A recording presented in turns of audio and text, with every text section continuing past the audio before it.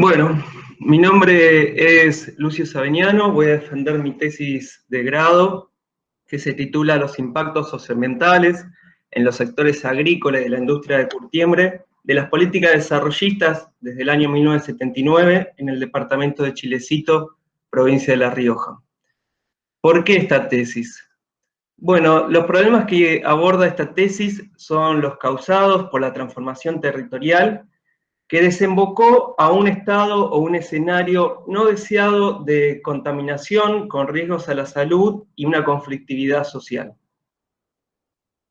La tesis la realicé en el departamento de Chilecito. El departamento de Chilecito se encuentra al oeste de la Argentina, en la provincia de La Rioja, y el hecho de contaminación puntual ocurre en la localidad de Nonogasta. Es una región árida del país, con una gran amplitud térmica, una precipitación media anual baja de 133 milímetros, con también una alta evapotranspiración, y un sistema hidrológico de régimen pluvionival. Esto es fundamental porque gracias al Cerro Famatina, que se encuentra al oeste, y gracias a que este es un valle, permitió el desarrollo agrícola después de la colonización, y cultivos como la vid tomaron gran importancia en el departamento. Revisando el marco teórico, hay muchos autores que hablan de que las políticas de desarrollo en el 70, en el 80, y después las de desregulación y apertura económica en los 80 y 90, aumentaron las asimetrías y la vulnerabilidad social y ecológica. Por otro lado, también realizaron reformas en el sector agrícola con consecuencias de pérdida de pequeños productores y una concentración en de la tierra. Para el sector vitivinícola, en la década de los 80, se produce un cambio en el comercio, tanto nacional como internacional. Este cambio exige a las unidades productivas una reconversión. Esta reconversión no se lleva a cabo por todas las unidades productivas, con una consecuente asimetría y lo que algunos autores denominan un dualismo productivo. En cuanto a estas actividades que realizan un alto impacto ambiental y se apropian de grandes recursos y extensiones a tierra, muchos autores lo denominan como extractivismo y son desencadenantes de conflictos socioambientales. Los conflictos socioambientales son momentos donde la comunidad y la sociedad ponen en disputa los valores y prioridades como sociedad y también cómo se distribuyen los beneficios y los costos de las actividades productivas. Entonces, se planteó un objetivo general, que fue analizar la transformación territorial del departamento de Chilecito en cuanto al sector agrícola y la conflictividad generada por la contaminación de curtiembre en Nonogasta. Para cumplir con este objetivo se establecieron 3 específicos. Uno, describir el sector agrícola antes y después de las políticas de desarrollo y de regulación. El segundo, analizar la industria de curtido de pieles como actividad extractivista. Y 3, interpretar el conflicto socioambiental. Del abordaje metodológico me gustaría destacar 2 cuestiones. Uno es que se utilizó una metodología mixta para el abordaje, se analizó tanto cuantitativamente como cualitativamente con un trabajo etnográfico en el territorio, y también el espacio, tanto material como inmaterial, se conceptualizó como un sistema territorial donde confluyen dimensiones ambientales, económicas, sociales, donde varía, es dinámico, y donde también hay controles externos que impactan en el territorio y dependiendo de las características de vulnerabilidad, de adaptabilidad, de resiliencia del territorio, impactan más o menos y puede permanecer en un estado o transformarse y virar hacia otro estado. Entonces, como resultado, quiero resaltar primero que establecí que hubo una transformación territorial de un primer estado del sistema territorial, que los denominé vitivinicultura, desarrollo local, hacia un nuevo estado que denomino de desarrollo exportador. También identifiqué que como controles externos de esta transformación hubo una política desarrollista que es la Ley Nacional número 22.021, sancionada en 1979, que era el régimen especial de franquicias tributarias que tenía por objetivo estimular el desarrollo económico de la provincia. Lo que buscaba esta ley es radicar capitales en la provincia de La Rioja y especialmente en actividades productivas como la agrícola y la industrial. Entonces vamos a ver que de esta ley aparecen bastantes inversores que invierten en el cultivo del olivo y también se instala la industria de curtiembre en Nonogasta. Después, en 1991, se sanciona el decreto de desregulación económica 2284, que las consecuencias que tuvo es que dejó sin efecto la Ley General de Vinos y otras leyes que regulaban tanto la producción, la industria, como el comercio de vinos. Como vamos a ir ahora a los resultados en cuanto al sector agrícola.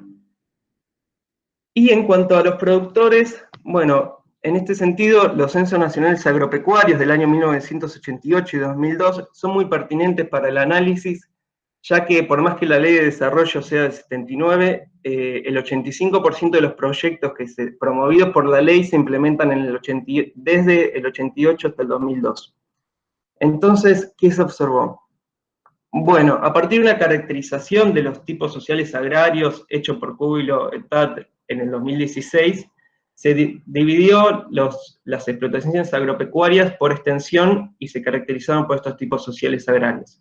Entonces se identifica que en cuanto a los pequeños productores o productores minifundistas, hubo una pérdida tanto de unidades productivas como de la superficie que ocupan.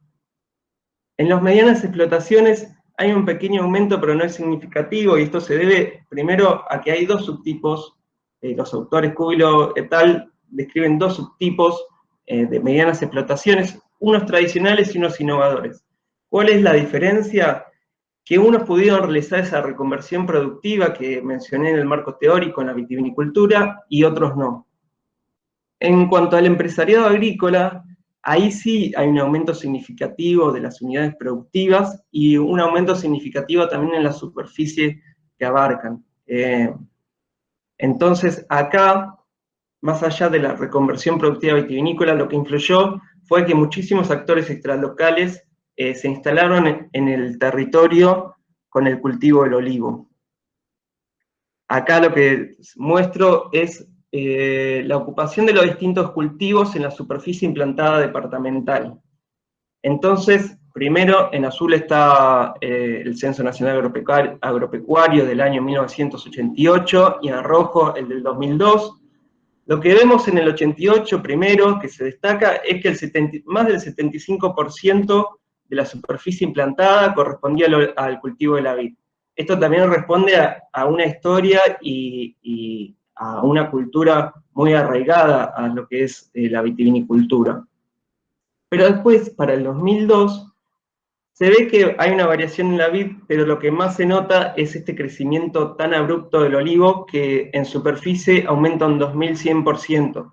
De 200 hectáreas pasa a 4200. Entonces, esto también se ve, hay que destacar que se duplica la superficie implantada. Hay una expansión de la frontera agrícola que se duplica. Y lo que más hay que destacar también es que esa duplicación viene como consecuencia de que se duplica la superficie que se riega con una extracción del sistema de acuíferos, de agua almacenada en el sistema de acuíferos mayor. Los autores Miguel y Gareis, en el 2017, determinan que hay una reducción en la reserva de agua almacenada en el sistema de acuíferos desde 1971 como línea de base hasta el 2016. Esto lleva al sector agrícola del departamento hacia una insostenibilidad a largo plazo en cuanto al uso del recurso. También el trabajo etnográfico, las entrevistas, las visitas a viñedos, a bodegas, a productores, me permitieron identificar que había actores, productores, que se escapaban de esta caracterización de tipo social agrario, que no eran productores de pequeña escala, pero que no eran proveedores de materia prima para la agroindustria, o no se basaban en realizar vinos en cepaje, sino que buscaban realizar vinos capaz de autor o con un valor agregado diferente, como vinos biodinámicos o naturales, o en algunos casos orgánicos también. Entonces no responden a esta caracterización, tienen una búsqueda de sostenibilidad tanto ambiental en el uso de los recursos naturales como el agua o la tierra, como también en cuanto al ámbito social, donde buscan un relacionamiento con el cliente o con el consumidor y con los proveedores diferentes. Bueno. Voy a pasar ahora al capítulo 2 sobre la curtiembre en Onogasta. La curtiembre en Onogasta se instala en 1985 bajo la firma de Yoma, sociedad anónima, y después tiene bastantes crisis financieras hasta que el 2009 es vendida a Curtume CBR, sociedad anónima. La planta tiene una capacidad de 6.000 cueros por día y en el 2015 es imputada por la violación a la Ley de Residuos Peligrosos número 24.051. Lo que se ve en el mapita ahí son 3 polígonos, uno negro que es la planta industrial, uno rojo que corresponde a la laguna de cementación, donde la industria volcaba sus efluentes sin tratar, y a la derecha un polígono verde que corresponde a un pulmón verde donde regaban con este efluente y hacían cultivo de especies vegetales. En total, la suma de estos 3 polígonos alcanza una superficie de 92 hectáreas. Y también quiero destacar que por el medio, esa línea azul que se ve, es el río Nonogasta. Bueno, se hizo un análisis del relacionamiento con los recursos naturales por parte de la industria, por más que no hay información ambiental disponible sobre la industria, contradiciendo lo que dice la ley, pero, por ejemplo, en el uso de agua de la empresa, teniendo en cuenta que tiene una capacidad de 6.000 cueros por día y con algunos datos bibliográficos de cuánto se necesita para curtir un cuero, se estableció que utiliza aproximadamente 175.000 litros de agua por día. Después, gracias a analizar la causa judicial y en especial la pericia e inspección que hace Prefectura Naval Argentina en el 2017, se pudo establecer un poco la gestión de residuos y efluentes de la empresa. Por un lado, se destaca que hay una disposición y entierro de residuos sólidos, incluyendo los peligrosos, ilegal dentro del predio, sin medidas de contención, y por otro lado realizaban 2 vuelcos. Un vuelco que era luego de pasar por las plantas de tratamiento, un vuelco tratado, que tenía un cromo total de 14.100 microgramos litros, y un efluente que volcaban sin tratar, que tenía un cromo total de 77.000 microgramos litros. Entonces, acá hay que destacar que el agua para irrigación que establece el decreto 831, la ley de residuos peligrosos, es de 50 microgramos litros, por lo que excede muy ampliamente lo permitido por la ley. Pero acá también hay que destacar que esto es un riesgo de exposición para la población. ¿Por qué? Porque esto no tiene ninguna medida de contención, la contaminación, y la principal vía de exposición al contaminante cromo es la inhalación.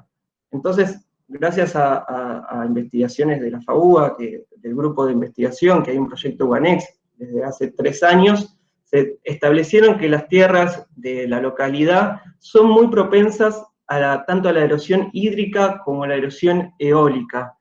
Por lo que el contaminante tiene capacidad de movimiento y puede llegar a ser una vía de exposición que pone en riesgo la salud. Ahora voy a pasar al análisis de conflictividad socioambiental que realicé. Y acá pude establecer 3 etapas principalmente. Una primera etapa comenzada en el año 2002, cuando el doctor Sekrestad empieza a detectar casos de enfermedad, más que nada en niños, niñas, problemas respiratorios, y en adultos casos de leucosos. Y acá empieza lo que muchos autores denominan y que se necesita como desencadenante un conflicto socioambiental, que es una construcción social de la actividad como fuente de riesgo. La actividad se empieza a ver peligrosa, la actividad industrial. También en esta primera etapa empiezan los hechos de violencia física, institucional, que terminan porque en el 2002, terminan que el médico se termina mudando en 2002, también había un grupo de vecinos que acompañaban al médico en estas denuncias que hacían. Entre la primera etapa y la segunda hay que destacar que entre el 2003 y 2009 está el conflicto minero del proyecto Famatina de la Barrick-Gold, y de semilla de eso nace la Asamblea de Retamo de Nonogasta en el 2011 aproximadamente. Acá la Asamblea retoma esta construcción social de riesgo y empieza a desplegar estrategias para difundir su discurso. Entonces utilizan las redes sociales, digitales, comienzan a realizar exposiciones públicas y también un diálogo con los vecinos. Después de esto hay una tercera etapa donde aparecen actores extralocales, como por ejemplo Los Chicos No Matarás, la FAUA se empieza a involucrar, hay un médico especialista en malformaciones congénitas, un ingeniero ambiental, C5N hace una investigación periodística, y todo esto empieza a sumar a la legitimidad del discurso de la contaminación y el riesgo a la salud, en contraposición con el discurso del gobierno local o de la empresa que era de buen desempeño ambiental. Entonces, acá más que nada en la segunda etapa igualmente empieza esta controversia sociotécnica, denominada por los autores, que es cuando se ponen en encuentro dos discursos, uno experto y uno no experto, en confrontación. Entonces también la empresa, Recurtume, empieza un proceso de legitimización propia en el 2018, que hasta la actualidad lleva 31 videos en YouTube, que se pudo analizar gracias a la herramienta de etnografía digital, y que la etnografía digital permite entender cómo los actores utilizan, y nosotros utilizamos las redes sociales como una edición de nuestra identidad y nuestra actividad para mostrarnos de forma virtuosa. Entonces en estos videos se puede ver cómo adhieren a los Objetivos de Desarrollo Sostenible de la ONU, al Pacto Global de la ONU también, tienen un certificado de buen desempeño ambiental, muestran la planta de tratamiento como un buen desempeño, hablan distintos profesionales, tienen buena relación con los trabajadores, tiene una buena relación con la sociedad, con la comunidad local.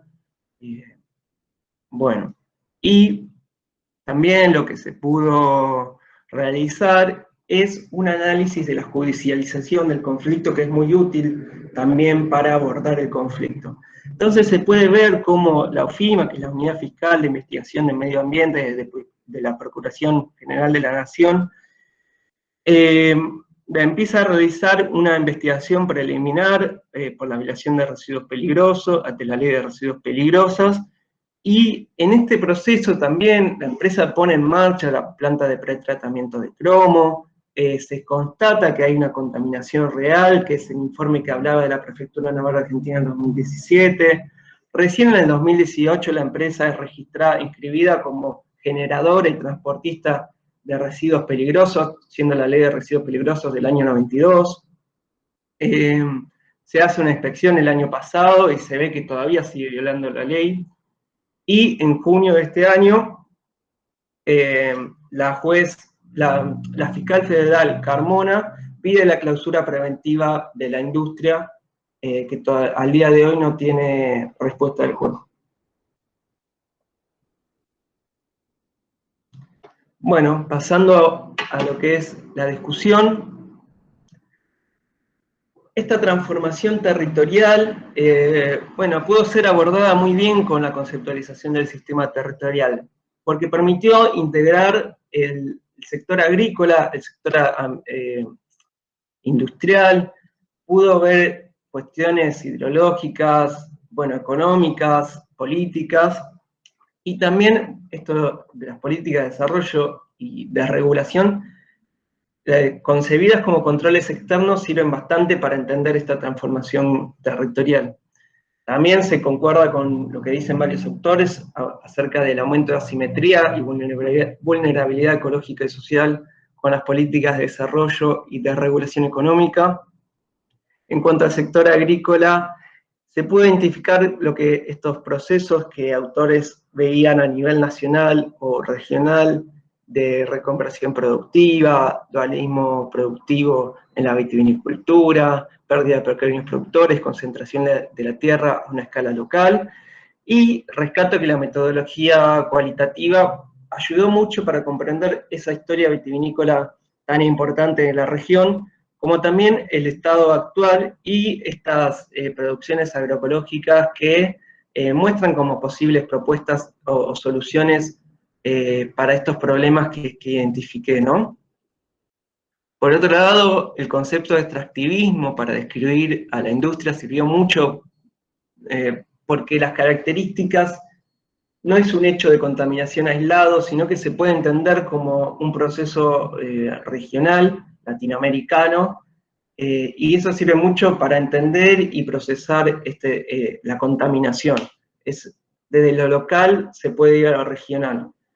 La conflictividad socioambiental pasa lo mismo. El abordaje que propone Merlinski 2016 permite abordar un conflicto que está un poco silenciado, que hay pocos registros, que hay pocas investigaciones, a través de este método narrativo, de identificación de los hitos, de la construcción social del riesgo, de ese concepto, de las controversias sociotécnicas que surgen, realizar el mapeo de actores, la judicialización del conflicto, y también el concepto de Olmedo y de Severio de León de silencio pactado sirve mucho para identificar un momento, la segunda etapa, donde hay una barrera comunicacional entre el discurso que distribuye la asamblea y la otra parte de la comunidad local.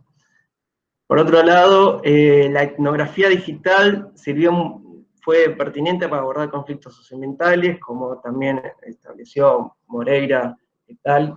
2019, y permite saltear un poco la distancia y también el acceso a algunos sectores.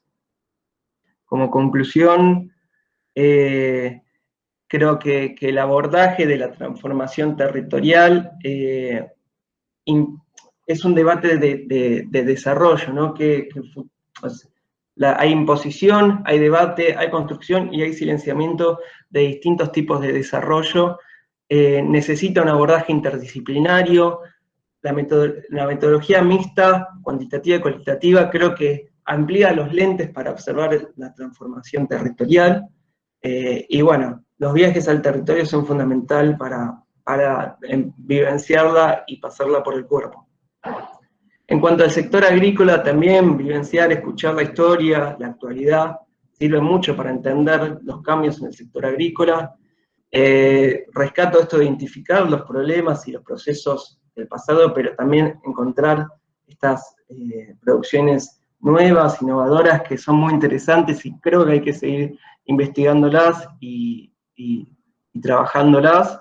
Creo que hay que seguir investigando en alternativas sostenibles en cuanto al uso del recurso hídrico subterráneo, y hay que continuar para ver cómo continúa la ocupación de los cultivos y la dinámica de los productores con el Censo Nacional Agropecuario 2018, que todavía no salió. En cuanto a la industria de curtiembre, bueno, rescato que son procesos regionales, es un hecho de contaminación local, pero responde a un proceso regional. Hay una gran ausencia de información ambiental. Rescato también que puede incorporar conocimientos de gestión ambiental industrial, de residuos y efluentes, como también de una pericia o inspección judicial sobre la violación de la ley de residuos peligrosos. Es un proyecto de desarrollo, se concibió así y hay que discutirlo de esta manera.